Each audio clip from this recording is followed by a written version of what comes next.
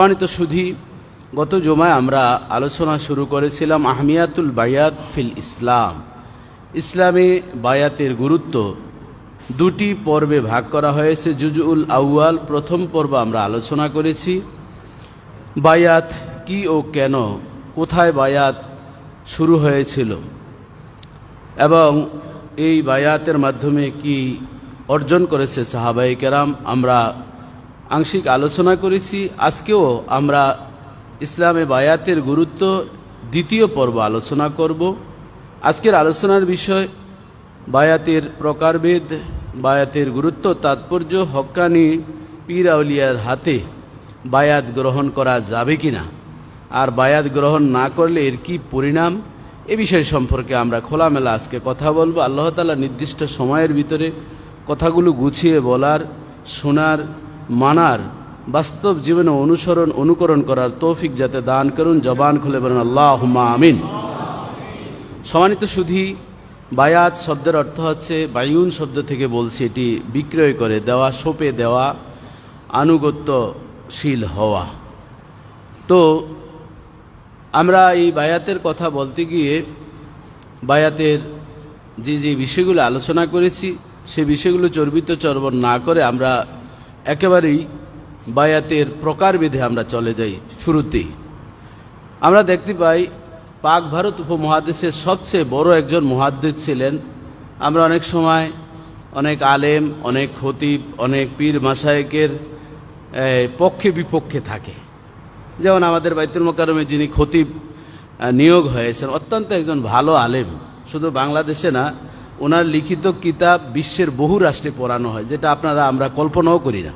ছোট্ট মানুষ, সোহরাওয়ার্দী উদ্যানে যখন গেছেন ওনাকে দেখেই যায় না, জুতা পরেন 4 ইঞ্চি বড়, কারণ ওনার পা হচ্ছে অল্প একটু। তো শরীর অনুযায়ী দেখতে অনেকের কাছে অসুন্দর মনে হতে পারে। হাবশি গোলাম বেলাল রাদিয়াল্লাহু তাআলা তো কদাকার ছিলেন, দেখতে অসুন্দর, কিন্তু তার আজান সরাসরি রব্বুল আলামিন উপভোগ করতেন। কোনো কারণে আজান বন্ধ হলো, নবীর কাছে আল্লাহ জানতে চেয়েছেন কেন দুনিয়াতে আজান হয় না, মসজিদে নবীর আজান বন্ধ কেন? পয়গম্বর বললেন আজান তো হয়েছে। কয় না, আজান হয় না, আল্লাহ রব্বুল আলামিন জানতে চেয়েছেন। তখন বললেন যে বেলাল ছাড়া আরেক কণ্ঠের, সুরেলা কণ্ঠের অধিকারী এক সাহাবী আজান দিয়েছে। তখন জিব্রাইল বলছেন, বেলাল যখন আজান শুরু করে রব্বুল আলামিন তন্ময় চিত্তে বেলালের আজান উপভোগ করতে থাকেন। আজকের যে আজান হয়েছে, এই আজান আরশে আজিম পর্যন্ত পৌঁছে নাই। বলার উদ্দেশ্য হচ্ছে এই, আমাদের মুফতি আব্দুল মালিক অত্যন্ত একজন গভীর ইলমের অধিকারী এবং আমলেরও অধিকারী, কিন্তু ওনার পোশাক নিয়ে আমরা অনেক সময় কথা বলি। একজন মানুষের যদি চারিত্রিক ত্রুটি থাকে, অর্থনৈতিক কেলেঙ্কারি থাকে, এই দুটির কারণে মানুষের চাকরি যায় সব জায়গায়। কিন্তু যেই লোক পোশাক অনেক সুন্দর, আপনার আমার মতন পরে না, এই জন্য যারা বিতর্ক করেন, এটি হচ্ছে একটি অহেতুক, যেগুলো কোনো আনিল লাগবে মরিদুন। আল্লাহ বলছেন যে মুমিনদের গুণাবলীর মধ্যে অন্যতম হচ্ছে অহেতুক কথাকে মুমিন কি করবে? বর্জন করবে। তো বলছিলাম এই জন্য যে উনি একজন মুহাক্কিক আলেম, তারপরও ওনার বিপক্ষে টুকটাক কথাবার্তা বলেন যেগুলো এই মানার মতন না বা গ্রহণযোগ্য নয়। সমালোচনা করবে, আমাকে নিয়ে কতজন কত সমালোচনা করে, কিন্তু সেটার গঠনমূলক সমালোচনা করতে হবে, শুনতে হবে। ইসলার রাস্তা আছে, সংশোধন হয়, ত্রুটি থাকলে সেটা মেনে নিতে হবে। কিন্তু শাহ ওয়ালিউল্লাহ মুহাদ্দিস দেহলভী রহমতুল্লাহ আলাই এমন একজন মুহাদ্দিস ছিলেন, বলার উদ্দেশ্য হচ্ছে তার পোশাক, তার কথা, তার ইলম, তার আমল, তার তাকওয়া, এই কোনো বিষয় নিয়ে পৃথিবীর কোনো আলেম ওলামা সাধারণ জনগণের কোনো ইখতিলাফ ছিল না। জোরে জোরে বলেন সুবহানাল্লাহ। এই জন্য আমাদের খতিব মহোদয়ের সাথে ওনাকে একটু তুলনা করলাম, যে ওরকম একজন লেভেলের ব্যক্তি শাহ ওয়ালিউল্লাহ মুহাদ্দিস দেহলভী রহমতুল্লাহ আলাই। তিনি কওলুল জামিল একটি কিতাব রয়েছে, আমরা সারসিনা দারুস সুন্নাত কামেল মাদ্রাসায় যখন লেখাপড়া করি, আমাদের ফাজেল বা ডিগ্রি অনার্সে এই সিলেবাস ছিল। অতিরিক্ত কিতাব সারসিনাতে অনেক পড়ানো হয়। যে প্রতিষ্ঠানগুলো অধিক সমাধিত বা প্রসিদ্ধ, এর অনেকগুলো কারণ। তন্মধ্যে হচ্ছে সরকারের নির্ধারিত সিলেবাসের চেয়ে অধিক কিতাব পড়ানো হয়, অধিক রেফারেন্সের বই পড়ানো হয়। কারণ আপনি এই পুঁথিগত বিদ্যা পরহস্ত ধন, নহে বিদ্যা নহে ধন, ফলে প্রয়োজন। সিলেবাসভুক্ত নির্দিষ্ট পড়া দিয়ে মুহাক্কিক আলেম, বড় ডাক্তার, বড় ইঞ্জিনিয়ার হওয়া যায় না, অনেক স্টাডি করতে হয়। গতকাল রাতেও আমি 3টায় ঘুমিয়েছি স্টাডি করতে গিয়ে, 2:30টায় আমার লেখাপড়া শেষ হয়েছে। তো এই বলার উদ্দেশ্য হচ্ছে এই, আপনি একটি আর্টিকেল আমার ঈদে মিলাদুন্নবীর একটি লেখা ইসলামিক ফাউন্ডেশন থেকে চেয়েছেন, মাত্র হাতে গোনা বাংলাদেশের 15-16 জনকে লেখার দায়িত্ব দিয়েছে। তা আমাকে একটি দায়িত্ব দিয়েছেন, দাম্পত্য কলহ নিরসনে মুহাম্মদুর রাসূলুল্লাহ সাল্লাল্লাহু আলাইহি ওয়াসাল্লামের প্রজ্ঞাপূর্ণ সমাধান। এটি গবেষণামূলক একটি আর্টিকেল। এই জন্য দীর্ঘ 1 সপ্তাহব্যাপী স্টাডি করে গত রাত্রে 2:30টার দিকে মোটামুটি শেষ হয়েছে। আপনাদের এখানে আসার আগ পর্যন্ত 10:30 পর্যন্ত আমি কম্পিউটারে কাজ করে এরপরে সেন্ড করেছি। এই এয়ারপোর্ট রাস্তায় পার হচ্ছি আর গাড়িও চালাচ্ছি, এর ভিতরে ইসলামিক ফাউন্ডেশনের যে দায়িত্বশীল সম্পাদক তার কাছে আমি সেন্ড করেছি, সেন্ড শেষ হয়েছে, খিল খেতেছি। তো বলার উদ্দেশ্য হচ্ছে যে কোনো গবেষণামূলক পড়াশোনা এটি করতে গেলে আপনি রাত, ঘন্টা, মিনিট হিসাব করে করা যায় না, অনেক স্টাডি করতে হয়। The more you read, the more you learn. যতই আপনি পড়বেন ততই শিখবেন, আর আপনাকে বোকা মনে হবে যে আমি এখনো কি এটি জানলাম না। আর দেখবেন a little learning is dangerous thing. অল্প বিদ্যা খুবই ভয়ঙ্কর। যারা কম জানে তারা দেখবেন এক এক কথা বলে কাঁচা তাল পেকে গাছ থেকে পড়ে, কথা ঠিক কিনা বলেন? এই জন্য বাবাজি বন্ধুরা আমার, এই কাউলুল জামিল কিতাব আমরা পড়েছিলাম, সেখানে তিনি লিখেছেন যে এই বায়াতকে 5টি ভাগে ভাগ করেছেন। কারণ তিনি একজন ইসলামিক স্কলার ছিলেন, মোস্তাহেদ ছিলেন এবং রিসার্চার ছিলেন। তিনি বলছেন আন্নাল বায়াতা আলা আকসামিন মিনহা বায়াতুল খেলাফা, যে এই বায়াতকে কয়েকটি ভাগে ভাগ করেছেন, তন্মধ্যে প্রসিদ্ধ 5টি ভাগ করেছেন। বাবা কয়টি ভাগ করেছেন? 5টি। 1 নম্বর বলেছেন বায়াতুল খেলাফা। সর্বপ্রথম হচ্ছে খেলাফতের বায়াত গ্রহণ করা। আমাদের তত্ত্বাবধায়ক সরকার, কেয়ারটেকার সরকারের প্রধান উপদেষ্টা নাম কি? ডক্টর অধ্যাপক ইউনূস সাহেব। উনিও বায়াত গ্রহণ করেছেন। কার হাতে বায়াত গ্রহণ করেছেন বলেন তো? রাষ্ট্রপতির হাতে। কথা বলেন, অসুবিধা কি? আমরা এটা খোলামেলা ক্লাসের মতন কথা বলবো। কার হাতে বায়াত গ্রহণ করেছেন? আমরা মনে করি শুধু পীরের হাতেই মনে হয় বায়াত গ্রহণ। এই যে আমি রাষ্ট্রের দায়িত্ব নিচ্ছি, এই যে উনি বলছেন আর তিনি পড়ছেন। রাসূলুল্লাহ সাল্লাল্লাহু আলাইহি ওয়াসাল্লাম ওই যে সামুরা গাছের নিচে হুদাইবিয়ার সন্ধির সময় সাহাবায়ে কেরামদেরকে এভাবে শব্দে শব্দে বলে বলে তাদেরকে বায়াত করিয়েছেন। এবং কি বায়াত করিয়েছেন?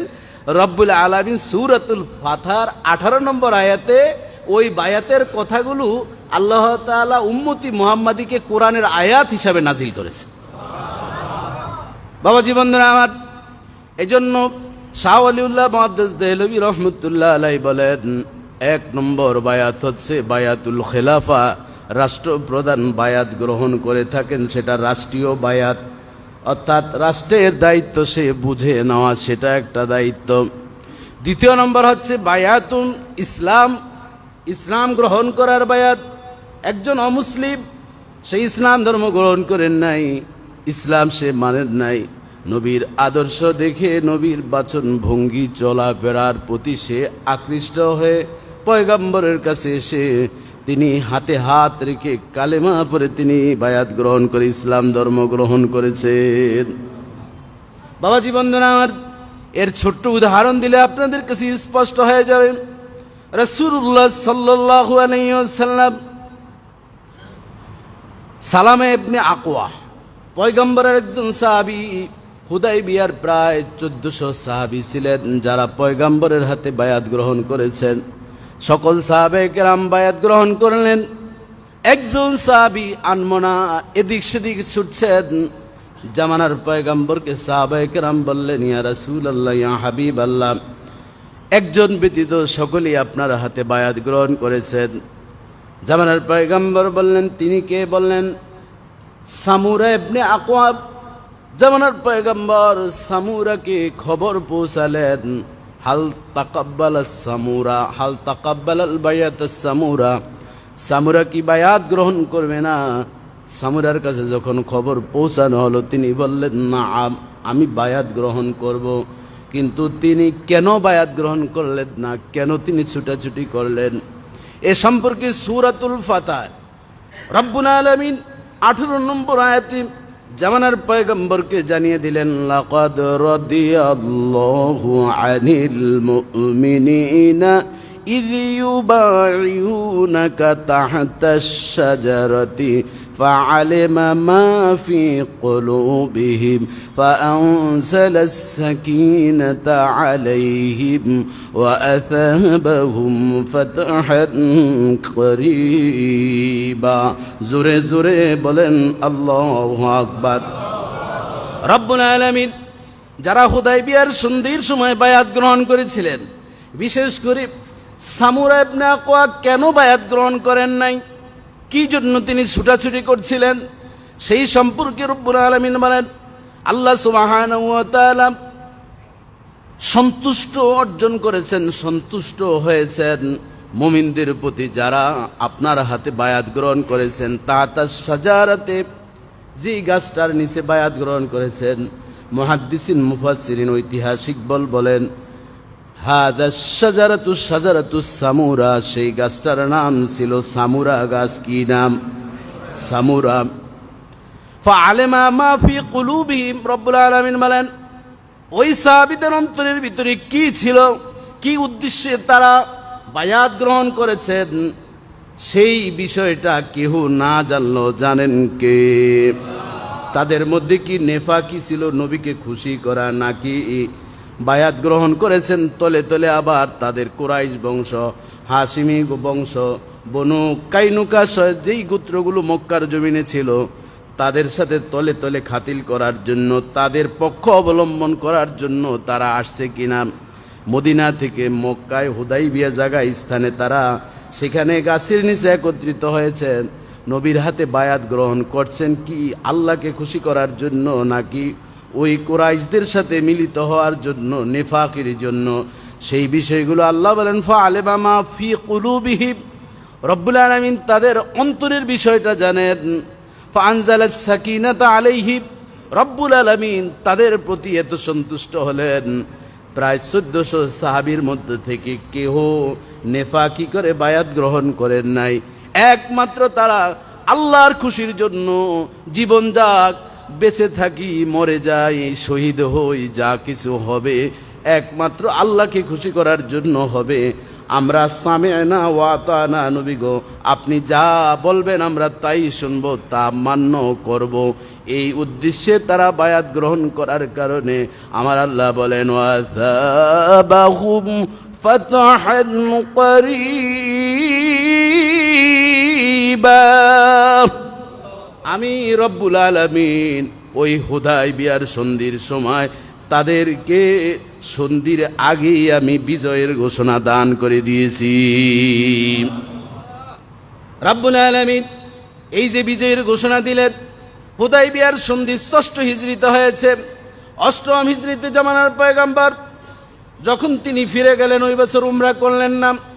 উমরা না করে যখন চলে আসলেন, রব্বুল আলামিন এই জাতির প্রতি এত খুশি হয়ে গেলেন, এই সকল সাহাবীদের প্রতি এত খুশি হয়ে গেলেন, আল্লাহ তাআলা কোরআনের আয়াত নাজিল করলেন, ইন্না ফাতাহনা লাকা ফাতহান মুবিনা, আমি সুস্পষ্ট বিজয়ের ঘোষণা আমি আল্লাহ দিয়ে দিলাম। 6 হিজরিতে সন্ধি হয়েছিল, আর 8 হিজরিতে রব্বুল আলামিন মক্কা বিজয়ের মাধ্যমে মক্কা, মদিনা, সারা পৃথিবীর রাষ্ট্রের ক্ষমতার মালিক আমার পয়গম্বরকে আল্লাহ তাআলা দিয়ে দিলেন। জবান খুলে বলেন আল্লাহু আকবার। মক্কা বিজয়ের দিন নবী বাইতুল্লাহর পাশে গিয়ে বললেন দাঁড়িয়ে দাঁড়িয়ে, মা তাজুন্নুনা আল ইয়াউম, ও আল্লাহর বান্দারা, ও কাফেররা, ও আমার বংশের যারা অত্যাচার করেছো, আজকের দিনটা তোমরা আমার থেকে কেমন আচরণ দাবি করো, আশা করো কেমন আচরণ? কত বছর জ্বালাইছে? 13 বছর তো মক্কার জমিনে, এরপর মদিনায় গেলেন, সেখানেও যন্ত্রণার কোনো শেষ ছিল না। তো ধরেন আমরা যদি গড়ে 15 বছর নবীজি বা 20 বছর নবী জ্বালা যন্ত্রণার ভিতরে ছিল, কিন্তু উল্লেখযোগ্য ছিল মক্কার 13 বছর নবুয়তির। এই 13 বছরের যন্ত্রণার কথা নবী মনের ভিতরে রেখেছেন। বললেন, মা তাজুন্নুনা আল ইয়াউম, আজকের দিনটা আমার থেকে কেমন আচরণ তোমরা আশা করো? তারা বলল, আনতা আখুল কারিম ও ইবনুল কারিম, তুমি তো সম্মানিত ভাই, আর তুমি কাদের সন্তান একবার চিন্তা করেছো? আমাদের ভাইদেরই তো সন্তান। আমার ভাই যে আব্দুল্লাহ ছিল তার সন্তান, তোমার সে সম্মানী মানুষ এই পৃথিবীতে কি আছে? রাসূলুল্লাহ সাল্লাল্লাহু আলাইহি সাল্লাম ফা দাহাকা রাসূলুল্লাহ সাল্লাল্লাহু আলাইহি সাল্লাম ফা তাবাসসামা রাসূলুল্লাহ সাল্লাল্লাহু আলাইহি সাল্লাম, নবী পাক মুস্কি হাসি দিয়ে বললেন, যাও আনতুমুত তুলাকা, আজকের দিনে আমি তোমাদেরকে সাধারণ ক্ষমার ঘোষণা করে দিলাম। বাবাজি বন্ধুরা আমার, এই সাধারণ ক্ষমার ঘোষণা করার কারণে কাফেররা অবাক হয়ে গেল। যে সকল প্রসিদ্ধ কাফের ছিল, এটা মানুষ না ফেরেশতা? এটা কি মানুষের কি সম্ভব এভাবে ক্ষমা করা? 13টা বছর অত্যাচার করতে করতে করতে করতে 3 বছর জেলখানায় রাখলাম, সেই মানুষটা এখন মক্কা বিজয় হয়ে গেল। মক্কা মদিনা সব রাষ্ট্রের দায়িত্ব যার হাতে, তিনি এখন আমাদেরকে কোনো বিচার টিচার না করে কি বলতেছেন, আজকে তোমরা আমাদের মতন, আমরা যেমন স্বাধীন তোমরাও কি স্বাধীন। তখন দেখা গেল নারী পুরুষ আবাল বিদ্যা বনিতা লাইন ধরে ধরে নবীর কাছে এসে বায়াত গ্রহণ করে কালেমা পড়ে মুসলমান হয়ে গিয়েছে। বিচার করলে লাভ হইতো না লস হইতো? লস হইতো। আর এই যে সাধারণ ঘোষণা করার কারণে বলতেছি, আসলে কি আপনি মানুষ? এত সহজে আমাদেরকে ক্ষমা করে দিলেন। এই কোমল আচরণের কারণে রাসূল সাল্লাল্লাহু আলাইহি ওয়াসাল্লামের, আমার এই বিষয় নিয়ে আরেকটি লেখা গত বছর ছাপানো হয়েছিল ইসলামিক ফাউন্ডেশনে ঈদে মিলাদুন্নবী সাল্লাল্লাহু আলাইহি ওয়াসাল্লাম উপলক্ষে। এই স্মরণিকা বছরে একবার রাসূলুল্লাহ সাল্লাল্লাহু আলাইহি ওয়াসাল্লামের ক্ষমা ও উদারতা, আমার পয়গম্বরের। আমরা তো ক্ষমা করার পদ্ধতি আমাদের এই ডায়েরিতে নাই, আছে শুধু কাটসাট, ওকে বাদ দাও, ওকে মেরে ফেলো, ওকে সরিয়ে ফেলো, এ গেলে আমি বাঁচি, এই ধরনের চিন্তা। কিন্তু নবী করিম সাল্লাল্লাহু আলাইহি ওয়াসাল্লাম কোনোদিন কাউকে শত্রু ভাবেন নাই, শত্রুকে আচরণের মাধ্যমে বন্ধু বানিয়েছেন। ওই শত্রু এসে নবীর কাছে ক্ষমা চেয়ে কালেমা পড়ে মুসলমান হয়েছে। যদি আমার এই সংখ্যা আপনারা দেখেন, আপনারা লেখা পড়লে অবাক হয়ে যাবেন। এমন এমন কাফের যারা নবীকে হত্যা করতে এসছেন, নবীকে খাসির গোস্তের সাথে বিষ মিশিয়ে দিয়েছেন, নবী খেয়েছেন, সাহাবা ইকরাম মারা গিয়েছেন।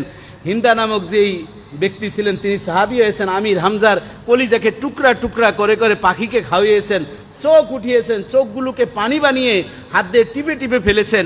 এরপরও রাসূলুল্লাহ সাল্লাল্লাহু আলাইহি ওয়াসাল্লাম বলছেন, ও ওয়াসি, তুমি যখন আমার সামনে আসো, ওয়াসি এইভাবেই আচরণ করেছিলেন, ও ওয়াসি, তোমাকে আমি সব ক্ষমা করে দিলাম, কিন্তু যখন তুমি আসবা একটু চাদর ঢেকে তোমার মুখটা আমার সামনে ওপেনে উন্মুক্তভাবে আসবা না, কারণ তোমার চেহারার দিকে তাকালে আমার চাচা এবং আমার দুধ ভাই আমির হামজার কথা মনে পড়ে যায়, আমার কষ্ট মনে হবে। এজন্য যখনই তুমি আসবে তখন মুখটাকে একটু আড়াল করে আসো, আমি পয়গম্বর যাতে সরাসরি তোমার চেহারার দিকে না তাকাই। বাবাজি বন্ধুরা আমার, ওয়াসি এই মনের দুঃখ নিয়ে ইসলাম ধর্ম গ্রহণ করার পর পেছনে বসতেন। নবী যখন খুতবা দিতেন তাকালে নিচে মাথাটা দিতেন আর খালি কান্না করতেন। মসজিদের নবীর খুঁটি ধরে রব্বুল আলামিনের কাছে তওবা চাইতেন। এমনি করে করে জামানার পয়গম্বর দুনিয়ার জমিন থেকে বিদায় নিলেন। রাসূলুল্লাহ সাল্লাল্লাহু আলাইহি ওয়াসাল্লামের ভণ্ড নবী দাবি করলেন, নবীর সাথে তাল মিলিয়ে নবুয়তি দাবি করলেন মুসাইলামাতুল কাজ্জাব। ইয়ামামার যুদ্ধে মুসাইলামাতুল কাজ্জাব 300 কোরআনের হাফেজদেরকে হত্যা করেছিল। ওই যে ওয়াসি যেই তরবারি দিয়ে সাইয়্যিদুশ শুহাদা আমির হামজা রাদিয়াল্লাহু তাআলা আনহুকে কতল করেছিলেন, হত্যা করেছিলেন, ওই তরবারিটা ইসলাম ধর্ম গ্রহণ করার পর তিনি রেখে দিয়েছেন, আমার পয়গাম্বর আমার নবীর বিরুদ্ধে যে কথা বলবে আমি বদলা হিসাবে এই তরবারি দিয়ে তাকে শায়েস্তা করব। মুসাইলামাতুল কাজ্জাব যখন নবী দাবি করলেন, নবী দাবি করার পর ওয়াসি ছিলেন সবচেয়ে সিংহ পুরুষ, শক্তিশালী। তিনি এই তরবারি নিয়ে মুসাইলামাতুল কাজ্জাবের কাছে পৌঁছে গেলেন, কোনো কথা নেই, বাড়তি নাই। তিনি বললেন, আমার নবী হচ্ছে মা কানা মুহাম্মাদুন আবা আহাদিম মির রিজালিকুম ওয়ালাকির রাসূলুল্লাহি ওয়া খাতাবান নবিয়্যিন। আমার নবী কোনো সাবালক পুরুষের বাবা নয়, তিনি রাসূল, তারপরে আর কোনো নবী আসবে না, তার মাধ্যমে এই নবুয়তির সিল মোহর হয়েছে। এটি আমার কথা না আল্লাহর কথা? কার কথা? ওয়াসি বললেন, ও মুসাইলামাতুল কাজ্জাব, আমার নবীর পর যে নবুয়তি দাবি করবে তার বিচারটা হচ্ছে এই। এটা বলেই তার দেহ থেকে মাথাটা আলাদা করে ফেললেন। এবার আলাদা করে এভাবে মাথাটা নিয়ে আবু বকর রাদিয়াল্লাহু তাআলা আনহুর কাছে এসে বললেন, ও আবু বকর, এই তরবারি দিয়ে সাইয়্যিদুশ শুহাদা আমির হামজার মাথা আমি আলাদা করেছিলাম দেহ থেকে। এই তরবারিটা আমি সাজিয়ে গুজিয়ে যত্ন করে রেখেছি বদলা নেওয়ার জন্য। আজকে ভণ্ড নবী মুসাইলামাতুল কাজ্জাবকে হত্যা করেছি। এটি বলে তিনি আবু বকর রাদিয়াল্লাহু তাআলার সামনে এসে দাঁড়িয়ে চোখের পানি ছেড়ে দিয়ে বললেন, আজ যদি পয়গম্বর থাকতো কেমন তিনি বলতেন। আবু বকর রাদিয়াল্লাহু তাআলা আনহু বলেন, আহারে, আজকে যদি আমার পয়গম্বর মুহাম্মদুর রাসূলুল্লাহ সাল্লাল্লাহু আলাইহি সাল্লাম থাকতেন, তোমাকে ক্ষমা করে মনে হয় তোমাকে সামনে বসিয়ে দিতেন, তোমার চেহারা ঢাকার জন্য বলতেন না। তখন ওয়াসি কান্না করেন আর বলেন, আরে আমি রওজার পাশে নবীকে গিয়ে খবরটা পৌঁছিয়ে দেই। বাবাজি বন্ধুরা আমার, রাসূলুল্লাহ সাল্লাল্লাহু আলাইহি সাল্লামের হাতে এভাবে বায়াত গ্রহণ করেছে অসংখ্য কাফির, অসংখ্য ইহুদি নাসারা। তেমনিভাবে আমরা দেখতে পাই এই দুনিয়ার জমিনও কিছু কিছু ব্যক্তি এমন ছিলেন যারা হক্কানি ওলিদের কাছে গিয়েছেন বায়াত গ্রহণ করার জন্য। বায়াত গ্রহণ করতে গিয়ে তারা বিভিন্ন সন্দেহের সম্মুখীন ছিলেন। এই সন্দেহ দূর করার জন্য একবার দেখা যায় খাজা মঈনুদ্দিন আজমিরি চিশতি রহমতুল্লাহ আলাইহির কাছে এক ব্যক্তি আসলেন। সেই ব্যক্তি ছিলেন হিন্দু ধর্মের অনুসারী, বয়স খুব বেশি না, যুবক বয়সের। আখিয়ারুল আখবার কিতাবের মধ্যে নুরুদ্দিন আজরারি তিনি বর্ণনা করেছেন। ওই যুবক এসে বলল, ও খাজা মঈনুদ্দিন, আপনার কাছে হাজার হাজার হিন্দু এসে কালেমা পড়ে মুসলমান হয়েছে, কি যেন আপনি পাগড়ি দিয়ে তাদেরকে বায়াত করার না কি যেন একটা শব্দ আমি শুনেছি, আপনার এই বায়াতের মধ্যে কি আছে? আমি তো কিছুই বুঝলাম না, এটার ভিতরে কোনো কিছু আছে নাকি? এটি বলে নানান ধরনের একটু ক্রিটিসাইজমূলক যখন কথা বলা শুরু করলাম, খাজা মঈনুদ্দিন আজমিরি চিশতি রহমতুল্লাহ আলাইহি যুবককে ডাক দিয়ে বললেন, যুবক আসো। যুবক যখন খাজা মঈনুদ্দিন আজমিরি চিশতি রহমতুল্লাহ আলাইহির কাছে আসলেন, খাপ করে হাতটা ধরে তিনি রাসূলুল্লাহ সাল্লাল্লাহু আলাইহি সাল্লাম যেমনি ভাবে বায়াত করাতেন তেমনি ভাবে বায়াত শুরু করলেন, দোয়া পড়া শুরু করলেন। যুবক বেহুশ হয়ে পড়ে গেলেন। দীর্ঘ সময় বেহুশ হয়েছিলেন। বেহুশ থেকে হঠাৎ করে হুশ আসার পর কান্না জড়িত কণ্ঠে চিৎকার করে বললেন, ও খাজা মঈনুদ্দিন আজমিরি চিশতি, আমাকে ক্ষমা করে দিন, আমাকে ক্ষমা করে দিন।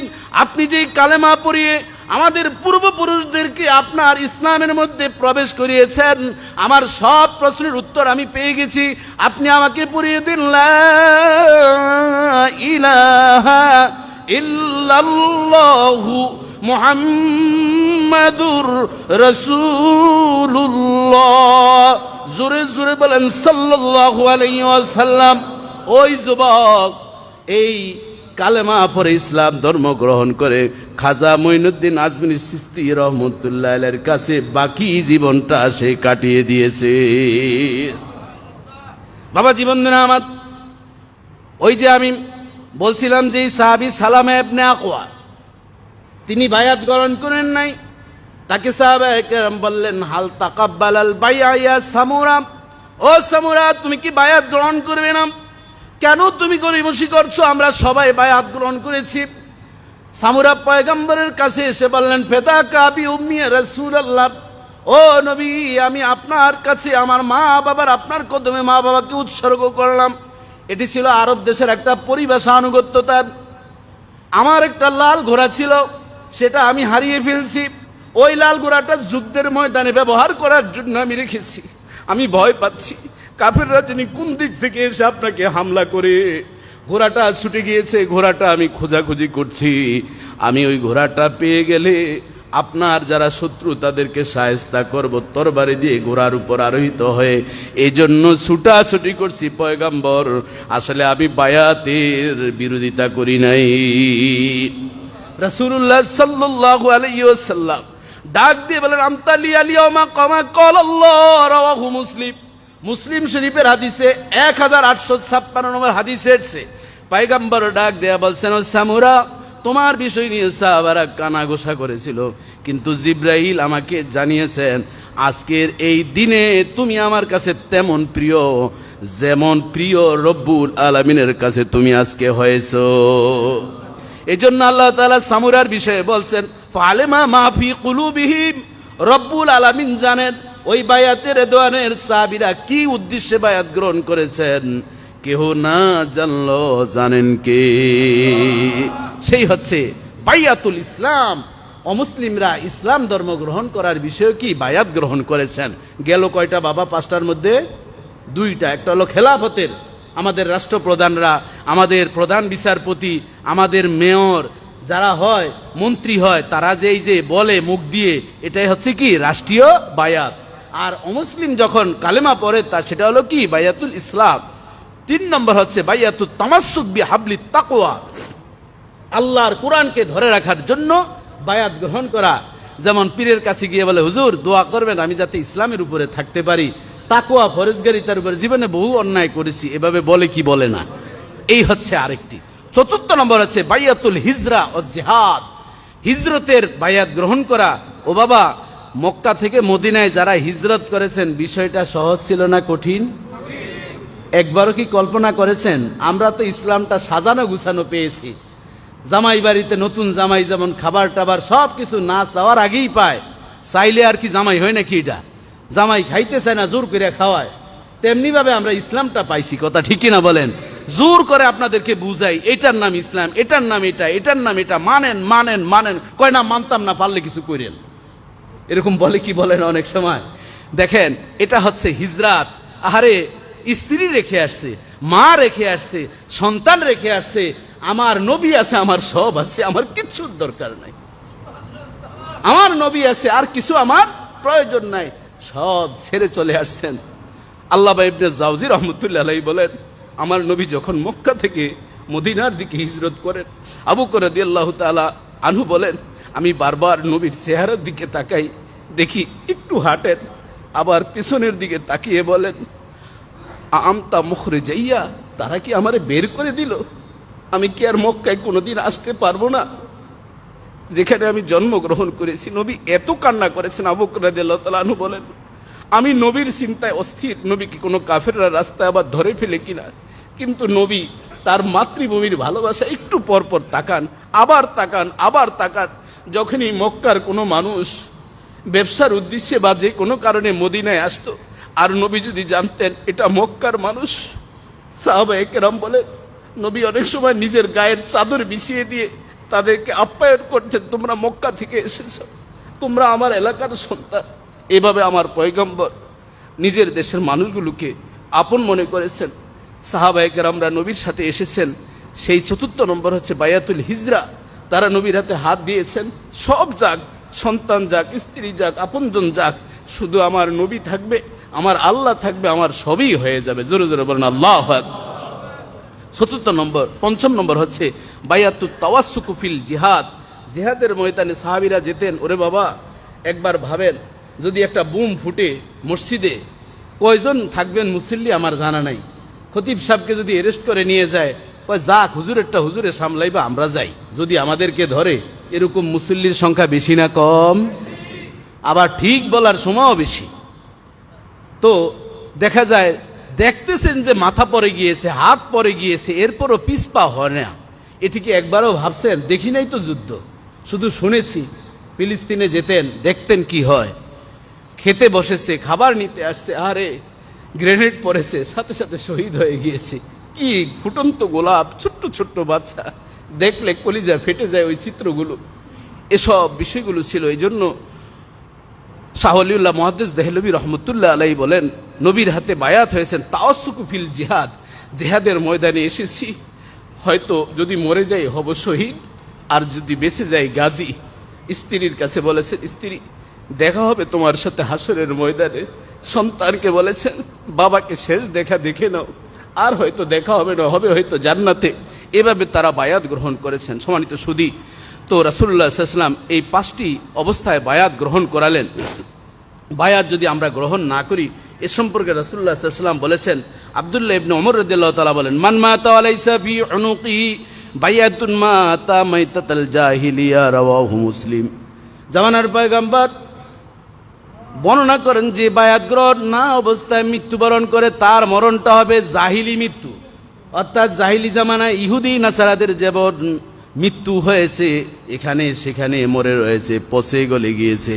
যারা বায়াত গ্রহণ করেন নাই আল্লাহ এবং তার রাসূল হক্কানি আউলিয়া কেরামের কাছে, তাদের মরণটা ইহুদি নাসারাদের মতন মরণ হবে। জোরে জোরে বলেন নাউজুবিল্লাহ। উবাদাতু বিন সামিত রাদিয়াল্লাহু তাআলা থেকে বর্ণিত যে হাদিসখানা বুখারী শরীফের 7056 নম্বর হাদিসে এসেছে, তিনি বলেন, বায়ানা রাসূলুল্লাহ সাল্লাল্লাহু আলাইহি ওয়াসাল্লাম আলা সামি ওয়াত তাআতি ওয়াল মানশাত ওয়াল মাকরাহ। আমরা রাসূলুল্লাহ সাল্লাল্লাহু আলাইহি ওয়াসাল্লামের কাছে বায়াত গ্রহণ করেছি, নবী গো আপনি যা বলবেন তাই শুনবো, আপনি যা বলবেন তাই মানবো। আপনি যদি যুদ্ধের ময়দানে গিয়ে শহীদ হয়ে যান আমরাও শহীদ হয়ে যাব, আপনি যদি খেয়ে থাকেন আমরা খাবো, আপনি যদি না খান আমরা তাই করব, যা আপনি করবেন সেভাবেই আমরা থাকবো। জাবের রাদিয়াল্লাহু তাআলা আনহু বলেন, বায়ানা রাসূলুল্লাহ সাল্লাল্লাহু আলাইহি ওয়াসাল্লাম ইকামিস সালাতি ইতাইজ যাকাত ওয়া লিন-নাসহি লিকুল্লি মুসলিম, রাওয়াহু মুসলিম। মুসলিম শরীফের হাদিসে এসেছে, জামানার পয়গম্বরের সাহাবী জাবের রাদিয়াল্লাহু তাআলা বলেন, নবী গো আমাদেরকে বায়াত গ্রহণ করান, নামাজ যাতে জামাতের সাথে পড়তে পারি, যাকাত যাতে সঠিকভাবে দিতে পারি এবং মানুষের সাথে যাতে উত্তম আচরণ করতে পারি, আমার আচরণে যাতে কোনো মানুষ কষ্ট না পায়, আমার মৃত্যুর পরে যাতে মানুষ খুশি না হয়। মানুষ যদি একটু কাঁদে আমার মৃত্যুর উপরে, ওই চোখের পানিটা সদকে জারিয়া হিসাবে কবুল হয়ে যাবে, ওই চোখের পানির মাধ্যমে কবরের আযাব মাফ হয়ে যাবে। এজন্য বাঁচিয়া কি লাভ হয় যদি লোকে দোষে মরিয়া অমর হয়, যদি লোকে খুশি। এজন্য বাবাজি বন্ধুরা আমার, রাসূলুল্লাহ সাল্লাল্লাহু আলাইহি ওয়াসাল্লাম পাগড়ির মাধ্যমে বায়াত করাতেন, নারীদেরকে পর্দার আড়াল থেকে বায়াত করাতেন। এছাড়াও দেখা যায় জামানার পয়গম্বর নারীরা যখন আসতো, অনেক নারী এদেরকে জায়গা দেওয়া কঠিন হয়ে যেত। নবী বলতেন, ও আলী একটা ভুল নিয়ে আসো, ভুলে পানি নিয়ে আসো। পানি আনার পর জামানার পয়গম্বর এভাবে হাত দিতেন, হাত দিয়ে বলতেন, যাও যত নারীরা আসছে তাদেরকে বলো নবী যেই পানিতে হাত দিয়েছে, নবীর হাত যেই পানিতে লেগেছে, আমরা সেই নবীর হাতে হাত দিয়ে বায়াত গ্রহণ করলাম। বাবাজি বন্ধুরা আমার, এটা ছিল নবীর প্রক্রিয়া। এবার আসুন হক্কানি আউলিয়া কেরাম এবং নবীর পরবর্তীদের হাতে কি বায়াত গ্রহণ করা যাবে কিনা। মূল বিষয় হচ্ছে হক্কানি পীরের হাতে বায়াত গ্রহণ করা যাবে কিনা।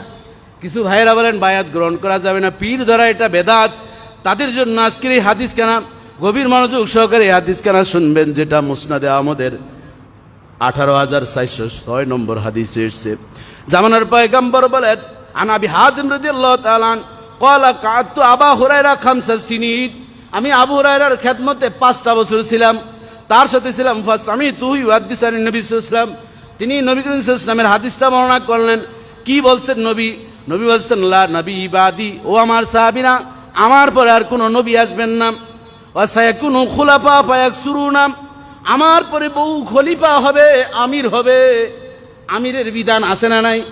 আমাদের দেশও বিভিন্ন দলের আমির আছে না নাই? জামাতের আমির আছে না নাই? সরমনের পিসাবদের আমির আছে না নাই? কেউ বলে আমির, কেউ বলে পীর। আমির বললে দোষ নাই, পীর বললে দোষ। কারণ আমির আরবি শব্দ, পীর হচ্ছে ফার্সি শব্দ। আবার শায়েক বললে দোষ নাই, মুর্শেদ এটিও আরবি শব্দ, পীর বললে দোষ। এরকম দোষ ধরার মানুষ আমাদের দেশে আছে না নাই? এখানে রাসূলুল্লাহ সাল্লাল্লাহু আলাইহি ওয়াসাল্লাম বললেন অনেক খলিফা হবে। ক্বালু ফামা তা'মুরুনা, ইয়া রাসূলুল্লাহ, ইয়া হাবিবাল্লাহ, তাহলে আমাদের জন্য কি আদেশ? আপনি থাকবেন না, সাহাবীরা থাকবে না, এরপর আমরা কার কাছে বায়াত গ্রহণ করব? রাসূলুল্লাহ সাল্লাল্লাহু আলাইহি ওয়াসাল্লাম বললেন, ফা ওয়াবিআহি আউয়াল আতাউহুম হাক্কাহুম, যাদেরকে হক তোমরা মনে করো, তোমার দৃষ্টিতে যে কুরআন সুন্নাহ সঠিকভাবে মানে, ও নবী সেই লোকগুলা কেমন? মান আউলিয়া আল্লাহ, সেই ওলিদেরকে বুঝবো কেমনে? তখন নবী জবাব দিলেন, ইজারু যুকিরাল্লাহ, যার দিকে তাকালে আল্লাহর কথা মনে পড়ে, যার দিকে তাকালে নামাজে যেতে মন চায়, যার দিকে তাকালে সুদের কথা বলে যায়, যার দিকে তাকালে ঘুষ খাইতে গেলে কলিজার ভিতরে ধরধর করে, ওই ব্যক্তি হচ্ছে আল্লাহর ওলি। ওরকম ব্যক্তির কাছে তোমরা বায়াত গ্রহণ করবে। ফাইনাল্লাহ সাইলুহুম আম্মা ইস্তারাআহুম, রব্বুল আলামিন তাদেরকে জিজ্ঞাসা করবেন ওই সম্পর্কে তোমরা কি হক্কানি ওলিদের প্রতি আস্থা ছিল কিনা, আস্থা কি তোমাদের ছিল তাদের কাছে যে বায়াত গ্রহণ করেছো, নাকি শুধুমাত্র সুবিধাবাদ জিন্দাবাদ, যেটা বলে ঘুষ খাইও না কয় এটা ছাড়া অন্যান্যটা মানবো, সুদ খাইও না কয় না এটা ছাড়া অন্যটা মানবো, কয় কি মানবে, কয় হুজুর অনেক ভুল করছি, কয় আমাদের দরবারে 5 বস্তা চাল দিবার একটা উট দিবা জান্নাতের টিকিট, ওকে এরকম আছে না নাই? বাবে জান্নাত বাবে রহমত বানাইছে কি বানায় নাই? অনেকে খুশি, আরে আল্লাহ বাবে জান্নাত যেহেতু আছে এখানে গেলেই কাজ হবে, গেটও হইছে 8টা, জান্নাতের দরজা কয়টা? 8টা। এই ধরনের বদমাইশি ইত্রামি আমাদের দেশে আছে না নাই? অসুন্দর একটা শব্দ বললাম এই জন্য, বিশাল মোটা তাজা মানুষ ল্যান্ড ক্রুজার গাড়ি নিয়ে তারা সেখানে নামে, আর হঠাৎ ঘট বাবা কয় কিরে কি হয়েছে, কয় পাইয়া গেছি, কয় কি পাইছো, কয় হঠাৎ করে কলবির ভিতরে একটা খোসা লাগছে, কয় কেমনে লাগছে, কয় বাবা বিদ্যাঙ্গুলি দিয়ে খোসা দিছে আর এখন দেখি দুনিয়াদারি সব ঘুরতেছে, আসলে তার প্রেসার লো অথবা হাই হয়েছে। বুঝেন নাই কথা? এ ধরনের জ্বরে বগ মরে আর ফকিরের কি কারামত বাড়ে, এগুলা নিজের চোখে রাইতু আইনাইয়া ভণ্ড বহু দরবারে আমি ঘুরছি, ঘুরে এইসব তিলিসমতি তামসা দেখছি। হক্কানি দরবারে যাবেন, সারসিনা দরবারে জুতা আপনি পিসা হুজুরের আগ পর্যন্ত নিতে পারবেন, কোনো অসুবিধা নেই, আর জুতা রেখে আসে 3.5 কিলোমিটার দূরে। আমি গেছি ইউনিভার্সিটির পক্ষ থেকে এক জায়গায় অডিটে, এক মাদ্রাসার নাম বললো, অনেকে ওখানকার মুরিদ আছেন, পরে আবার হুজুরে আমাদের বিরুদ্ধে বললো, আরেক যন্ত্রণা শুরু করবেন, এই জন্য নামটা বললাম না। কয় জুতা রাখেন, আমি বললাম কেন, জুতায় সমস্যা কি, জুতা তো পরিষ্কারই আছে। কয় না, এই বাবার দরবারে আসলে জুতা দূরে রাখতে হবে। আরে সর্বনাশ, এখন তো এই ভণ্ডামি দেখার জন্য জুতা তো রাখতে হয়। এখন আরেকজন বলতেছে এইভাবে আসতে, আমরা ইউনিভার্সিটির প্রতিনিধিদের এইভাবে আসা লাগে না, আমরা এগুলো সিস্টেম জানি, আপনাদের অডিটে আসছি, যদি উল্টাপাল্টা করেন রিপোর্টও উল্টা দিব। কয় না থাক, স্যারদেরকে খেপেন না। তো কোন রকম এটা সামলাইছি, এটা আর লাগে নাই, কিন্তু জুতা রেখেই আসতে হয়েছে। আচ্ছা বলেন জুতাতে সমস্যা কি? কয় বাবা যেই জমিনে আছে ওই জমিন পাক জমিন, ওই জমিনের উপর দিয়ে জুতা পারা যাবে, তাহলে মদিনায় গেলে জুতা কি পায়ে থাকে না মাথায় থাকে? আমার নবীর সে সম্মানী পৃথিবীতে কে আছে? কথা ঠিক কিনা বলেন? এই ধরনের ইত্রামি, এই ধরনের হুজুগে মাঙ্গালির কাছে কেউ কখনো মাথা নত করবেন? আপনার ব্যক্তিগত মন চায় পীরের ইত্তেবা করবেন, জুতা মাথায় রাখবেন না পকেটে রাখবেন পার্সোনাল ম্যাটার, কিন্তু অন্যদেরকে এইভাবে বাবা কখনো করবেন না। আল্লাহ তৌফিক দান করুন, বলেন আমিন। এরপরে দেখেন রাসূলুল্লাহ সাল্লাল্লাহু আলাইহি ওয়াসাল্লাম আমাদেরকে আরো শিক্ষা দিয়েছেন। আল্লাহ তাআলা বলেন ইয়াউমা নাদু কুল্লা উনাসিন বিইমামিহিম, যারা যেই ইমামরে মানবা, যেই খতিবরে মানবা, যেই পীরেরে মানবা, তার নেতৃত্বে হাসরের ময়দানে উঠবে। তাফসিরে জাওয়াইল বায়ান কিতাবের মধ্যে এসেছে, মুফাসসির বলেন ওয়ায়াদউল মুরিদিনা বি আসমাই মাশাইকিহিম, মুরিদদেরকে, ভণ্ড পীরের ভণ্ড মুরিদদেরকে নাম ধরে ধরে ডাকবে, ভালো পীরের ভালো মুরিদদেরকে নাম ধরে ধরে ডাকবে, আর বলবে কি কি ইতরামি করছো আর কি করছো সব হিসাব দিয়া এরপরে পীরের নেতৃত্বে জাহান্নামে যাও। আর হক পীর হলে ওই মুরিদদেরকে বলবে তুমি কি কি পীরের থেকে পেয়েছ সেই বিষয়গুলো তুমি আমাকে বুঝিয়ে তুমি জান্নাতের রাস্তা তোমার জন্য উন্মুক্ত করে দেওয়া হলো। জোরে জোরে বলেন সুবহানাল্লাহ। এই জন্য বাবাজি বন্ধুরা আমার, আমরা কি হক্কানি পীরের কাছে যাব না ওই ভণ্ডামির কাছে যাব? সারা বছর সুদ ঘুষ যা যা করার করছেন, করে বলতেছেন আসছো বাবার দরবারে খালি হাতে, কেউ যাবে না খালি হাতে। খাজা বাবার দরবার, খাজা বললে অনেকে রাগ করবেন, খাজা ভালো মানুষও আছে না নাই? খাজা মঈনুদ্দিন আজমিরি চিশতি রহমতুল্লাহ আলাইহি, কিন্তু ওনারা যেই খাজা ছিলেন এখন হয়েছে খাজা খাওয়া, আবার দেখা যায় ওই মজলিসে গাছও খায়। কথা ঠিক কিনা বলেন? এই ভণ্ডামি এখন আর চলবে না। বিভিন্ন জায়গায় মাজার ভাঙ্গা হচ্ছে, এটাও আবার অতি উৎসাহিত। যিনি ইন্তেকাল করে শায়িত আছেন তিনি হক এবং সঠিক, কথা ঠিক কিনা বলেন? যেমন শাহ আলী বগদাদী রহমতুল্লাহ আমাদের ঢাকা, ওনার জীবনী পড়বেন, হক্কানি একজন নিরেট আল্লাহর ওলি ছিলেন, কিন্তু এখানে যারা ইত্রামি করে উনি কি বলছেন এটা করবা? শাহজালাল ইয়ামিন রহমতুল্লাহ আলাই, খানজানী রহমতুল্লাহ আলাই, ওনারা তো হক্কানি আল্লাহর ওলি ছিলেন। এটি কি চারটিখানি বিষয়? ওনাদের ইসলাম বাংলাদেশে এসেছে আল্লাহর ওলিদের মাধ্যমে, এই হক্কানি দরবারগুলো খেদমত করে যাচ্ছে। এই জন্য বাবাজি বন্ধুরা আমার, আসুন আমরা একজন হক্কানি আল্লাহর ওলির হাতে বায়াত হব। এই জন্য সাহাবায়ে কেরাম বলছেন আমরা নামাজের জন্য বায়াত হয়েছি, রোজা রাখার জন্য বায়াত হয়েছি, খারাপ কাজ যাতে না করি এজন্য বায়াত হয়েছি, যাতে করে জান্নাতে আমরা সহজে যেতে পারি। ওই ইসাল ইলা তরিক, জান্নাতের রাস্তা আমরা যাতে পেয়ে যাই, ইহদিনাস সিরাতাল মুস্তাকিম প্রতিদিন আমরা বলি নামাজে, সেই রাস্তা পাওয়ার জন্য একজন হক্কানি ওলির কাছে যদি বায়াত না হয়, মুফাসসিরিন মুহাদ্দিসিন বলেন শেষ ইবলিসের হাতে বায়াত হলো, আর ইবলিসি রাস্তায় তাকে জাহান্নামে নিবে। আর হক্কানি ওলির কাছে বায়াত হলে সেই রাস্তাটা সুগম হয়ে আল্লাহর জান্নাতের মেহমান হবে। আল্লাহ তাআলা আমাদেরকে একজন হক্কানি ওলির হাতে বায়াত গ্রহণ করার তৌফিক দান করুন, বলেন আমিন। আরেকটি কথা বলছি, বায়াত যদি আমরা পীরের কথা বললে খারাপ লাগে, বিভিন্ন আমিরের কাছে, আমিরে জামাতের কাছে যদি আমরা বায়াত হই, নারী পুরুষ সবাই কিন্তু ওই সংগঠনের হয়, কথা ঠিক কিনা বলেন? সেটা যদি বৈধ হয়, হক্কানি ওলির কাছেও কি বৈধ আছে? হক্কানি ওলি এখনো আছে না নাই? সারসিনা দরবার, পুরফুরা, জোনপুরি, এইসব সিলসিলাগুলো হক কি বেহক? হক না, এতে কোনো সন্দেহ আছে?